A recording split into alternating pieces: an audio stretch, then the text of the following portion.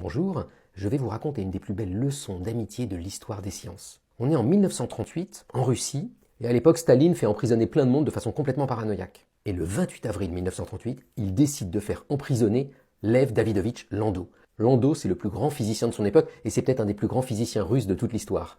Et sous prétexte que Landau avait séjourné un peu en Allemagne, Staline l'accuse d'être un espion nazi. Alors ça n'a aucun sens parce que Landau est juif. Mais il se retrouve emprisonné au goulag dans des conditions terribles. Et là arrive Piotr Kapitsa. Kapitsa, c'est le plus grand expérimentateur russe de son époque, c'est un spécialiste des très basses températures. Et il envoie une lettre à Staline en lui disant « Vous faites une erreur, ce type est le plus grand scientifique russe vivant actuellement, vous devez le libérer, et je me porte garant de sa bonne attitude sur ma propre liberté. » Vous voyez en ces temps terribles les risques incroyables que prend Kapitsa pour faire libérer Landau. Landau est libéré, il reconnaît lui-même que s'il était resté 6 mois de plus, il y serait probablement passé. Et 1 ou 2 ans après, il fait une des découvertes les plus importantes de sa carrière, il comprend la suprafluidité et il invente un nouveau concept de quasi-particules révolutionnaire. Et les deux physiciens obtiendront le prix Nobel, Landau en 62 pour tous ses travaux, et notamment ceux qui ont permis de comprendre l'hélium superfluide, et Kapitsa en 78, car c'était lui, à l'origine, qui avait découvert la suprafluidité.